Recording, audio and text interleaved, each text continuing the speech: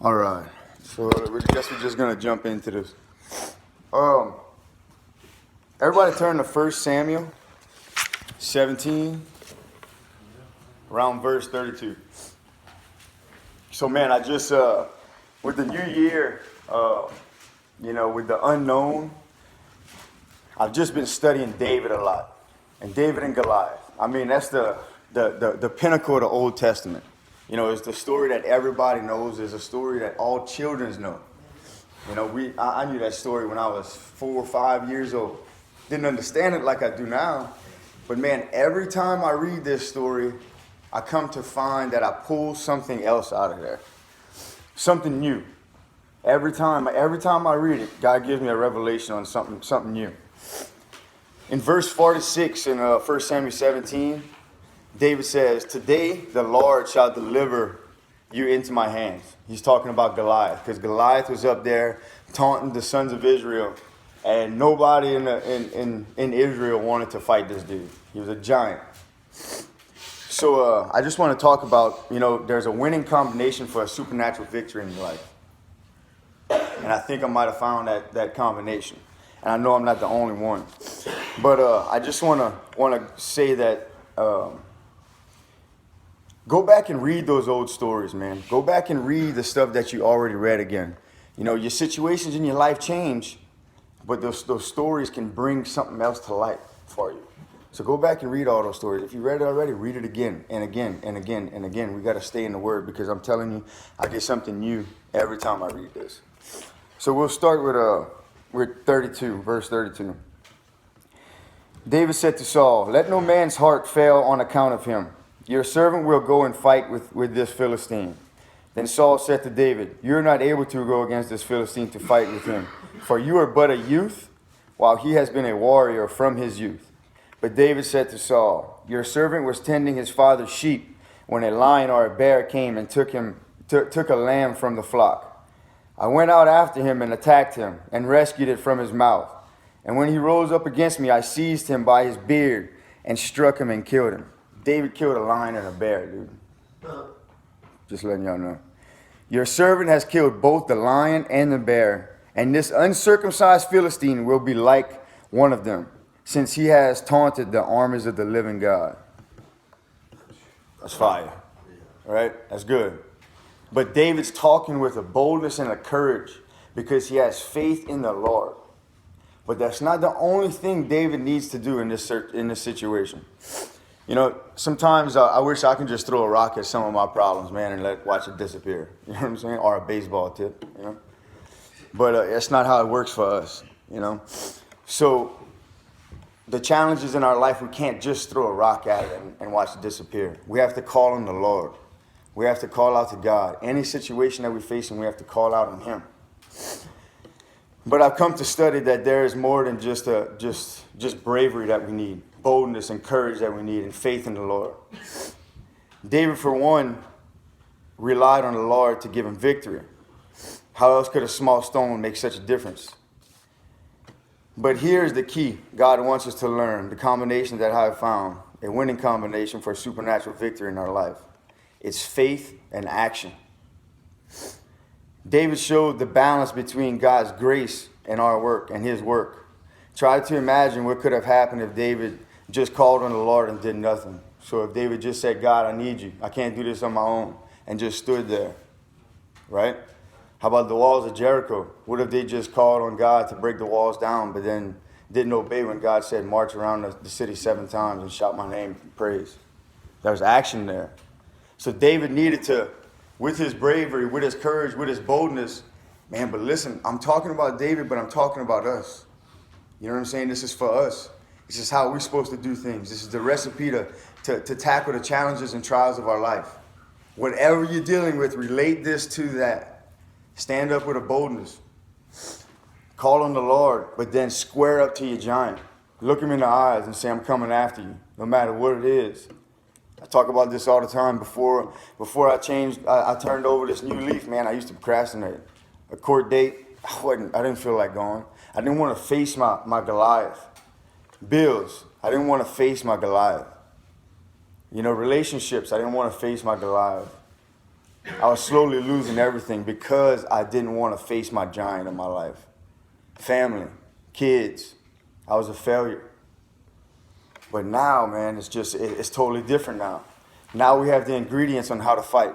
Now we have the ingredients on who we find our identity in. You know, Thad's going into, a new season. Ben's coming up. You know, y'all going to have to take this with y'all wherever y'all go. Y'all whole season's going to change up. Just like mine did when I became an intern. You know, your season changes up. You can't rely on that old season. You can't rely on what happened in the past. You can't relate it because it's not the same. Because God's teaching you a new thing. And so what I want to say is, you know, you have to have the faith in God when you face whatever it is in life. And you have to have action. Square up with whatever you're going through. Look it in the eye and say, I'm coming after you, you uncircumcised Philistine. And so basically, David took his sling and his stone and he called upon the Lord. Okay, but I want to talk about this sling and the stone. So what if David, as a child, never learned how to throw a rock? What if David woke up one day as a boy and he was tired and he didn't feel like getting out of his straw bed or wherever they slept? What if he was tired and he was like, I don't feel like tending sheep today, and I don't care if a lion or a bear takes my sheep? What if David decided not to learn how to throw that rock with that sling with precision and accuracy and strength? Okay? As a boy, David didn't realize how important what he was learning as a child. He didn't realize how important that was later on in life, and it would help change the world and help change lives. He didn't know that I would be speaking about it 5,000 years later to a group of men in Teen Challenge, right? He didn't know as a boy that the trials and tribulations and challenges that God was putting in his life as a boy that would force him to learn to throw a rock with a sling. He didn't know how much it was going to change everything. But you know what David did? David heeded to the situations that God put in his life, and he learned how to throw that rock. He obeyed. He took that situation, that challenge that he was going through, that lion and that bear. He took that opportunity and decided to master it. He took that sling and that rock and he mastered what God gave him. He multiplied it. He made it a weapon against his enemies. That's us. That's us right now in a period, in a season in our life where God's probably trying to show us something that we can kill the enemy with later in life.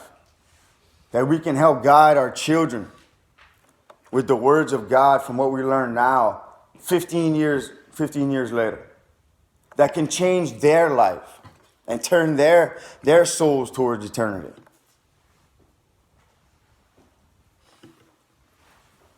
We're getting this?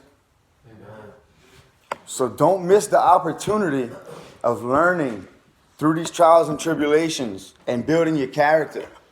Learning how to throw a rock with accuracy, precision, and power. Don't miss out on what God's trying to show you now. Because if you do, then you're not going to be able to hit the Goliath in the head with a rock or a sling. You're not going to be able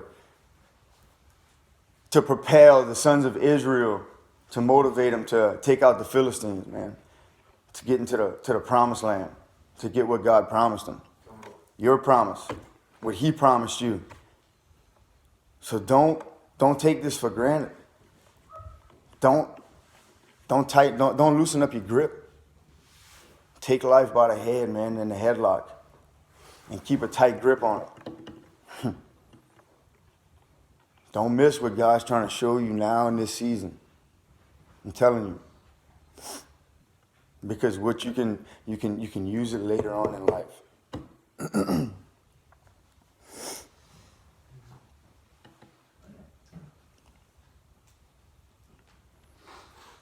God is trying to teach you through the trials and tribulations and challenges right now so you can fight your enemy with faith and action. You know, I talk about a lot of physical stuff, hook and jab, you know, this and that. But, I mean, your supernatural victory that you can't do anything in life is the relying on and leaning on Jesus, leaning not on your own understanding. And it's faith in him, but you find your strength in him also. It's the combination. Because he strengthens you when you're weak. So don't take it lightly that the challenges you are facing right now can help build your character so you can sling a rock at a giant later. For your family, for you, for your people, for your friend, for your brother. So don't take it lightly, man. Don't let the cold get to your bones. Keep the fire on the inside. Keep your spirit man going. It's good, right? Amen. Man, yeah. So look, we're all in a season of transforming. That's one of the words that I'm keeping in my heart, that stays in my heart, is highlighted in my heart. We're in a season of transforming our lives. We're changing, man. Our character is transforming. We're in a season of transfiguration to become the best you we've ever been. All right? But if you stand in your own way and you get lazy and you don't learn how to sling that rock, you're not going to meet where God's potential has for you, man. Especially in this year and for the rest of your life. So let's take it serious. Let's take God serious. Let's take this opportunity serious. Let's not get lazy. Let's fight even harder. And I tell Carlos this all the time. You did good today, but you know what? Let's get better and better and better and better. And we do that together, right? I love y'all, bro.